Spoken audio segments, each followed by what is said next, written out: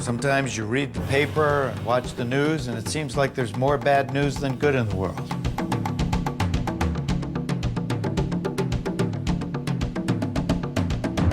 But you know what?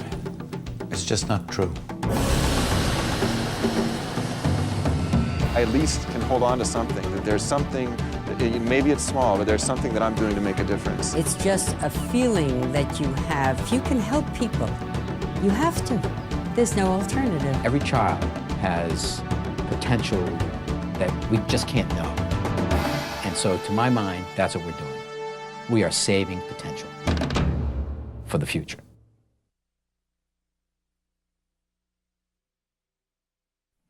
In old England, stacks of legal documents used to be bound together with cloth tape, red tape. Since then, we have been trying to figure out how to get rid of the red tape that has become synonymous with laws and regulations that strangle government in a knot of inefficiency. This is a story of two governments that have succeeded in that age-old quest. First, a few years ago, the folks at the State House in Des Moines, Iowa, were faced with a fiscal crisis. Instead of instituting across-the-board budget cuts, they issued a challenge to every state agency. They said, if you agree to produce measurable results for Iowans and reduce your own budget or come up with a way to generate new income, we will reward you. We will give you the power to think outside the box, to make your own decisions. A few bold leaders stepped up and accepted the challenge to become charter agencies.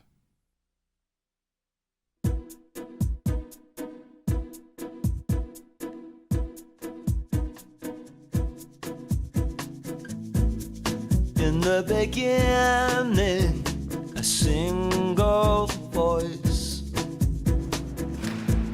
It cuts through the city, through all the In the spring of 2003, Governor Vilsack and the legislative leaders made a bold decision in this building. They decided to create charter agencies in Iowa. I don't think anybody fully appreciated the opportunity that this created. I think we looked at it as a strategy for dealing with difficult budget times, and what it ended up being was a strategy to open up state government to new innovation and creative ideas. Charter agencies is all about offering agencies a different kind of deal. We have a tendency to hamstring folks, and the reason we do is because we want to be able to be held accountable. And in the past, the accountability measures have been restricting what people can do and how they think and what steps they have to take. The old deal is about go slow, stay low, stay out of trouble, stay out of the newspaper. The new deal is about innovation, dynamism, creativity. It's about producing results for Iowans. It starts with a leap of faith. The future is open as things fall into place. Charter agency is a state department that has joined an effort to enjoy certain flexibilities in exchange for a reduction in an appropriation. Charter agencies promised to produce measurable results for Iowans, and they promised to help us fill the budget hole that year. The assessment that came to our agency was negotiated about how much it would cost us to get the benefits, and we negotiated down to $500,000 a year for 5 years. The price of discipleship, the price of admission for a charter agency for us was $1 million. We set a very high goal. We wanted charter agencies to save $15 million a year. In return, they got a laundry list of flexibilities and authorities and freedoms that they had not had before. These kind of flexibilities are really important in an environment like a prison where lives are at stake. It's important to us to keep the positions filled in the institutions, and if a position vacates, then we would have to get permission from the Administrative Services Department to authorize that position and then get that position announced and then eventually filled. We were looking at anywhere from 3 to 5 months. As a charter agency, I can authorize the position in 1 day. We are exempt from that now for all of the classifications that are unique to the Department of Corrections. Those make up almost 80% of our workforce. It's a matter of public safety because you get positions filled quicker and they're working in the institutions as opposed to being in the pipeline to come to the department. At the end of the day, it's not about the savings, it's about the improved service that charter agencies have created and opportunities for us to look at ways to do business differently. Charter agency status presented us both a climate and the opportunity to compress that rulemaking, that very strangulating process that often goes with government. The Director of Human Services initiated a very dramatic child welfare redesign.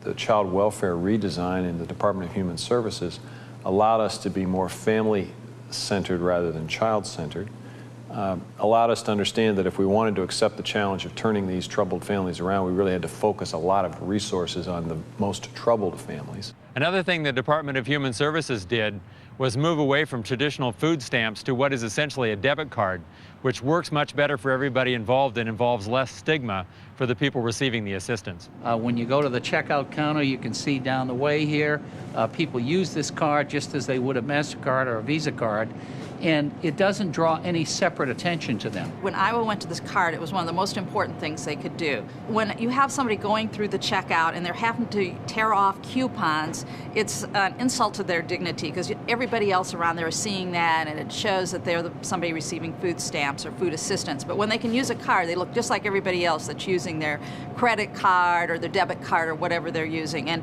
it made a huge improvement in the number of people that were able to use the program. And I think probably brought some people on the program when they went to this system. The result is, over the past better than a year now, we've increased more than 50,000 Iowans who are now able to access the food assistance program through this card, the Iowa card. How do taxpayers benefit in our state? Well, let's start with here. When I talk about this food assistance program, I typically say there are 3 beneficiaries to it. Most importantly, it's the 200,000 plus people, individuals, who are benefiting from the food assistance. But the secondary beneficiaries are supermarkets, just like this one, all across the state, in every community. They're getting that extra $50 million in revenue that comes into the state. And then the third group of people, the food assistance program in the United States is purposely located in the Department of Agriculture. And the reason it's there, it's not because they have a bunch of social workers at the USDA. It's there really to assist commodity producers and farmers. We're a farming state. We grow the food here. We ought to be leaders in giving people access to the food. When we put a law like this on the books, we were creating an opportunity for new and dynamic things to happen. And when we did that, we weren't sure where it was going to end up. This is the Iowa Alcoholic Beverage Division's central warehouse. All the liquor delivered throughout the state of Iowa comes from this warehouse. The private sector contractor who did the work for us in the warehouse went bankrupt. So we had to find a solution within a few weeks as to how we were going to continue the liquor deliveries. By being a charter agency, it allowed us to be creative, to be entrepreneurial, if you will. One of the great things about being a charter agency is those flexibilities allow us to become entrepreneurial in our efforts, in our outreach efforts especially. We've been able to establish an online nature store where we market DNR clothing items and books about conservation and Iowa's natural resources. In addition, we've undertaken a marketing effort this spring with regard to our fishing licenses. We began to ask ourselves, well, why does it take as long as it takes for permits and applications to be approved? And to the credit of the DNR staff, they embraced business practices, and it led to a substantial reduction in the amount of time, better satisfied customers and citizens and businesses, more economic growth for the state. Well, through the marketing effort and the increase in the sales of the fishing licenses, we've seen a new revenue of close to $250,000.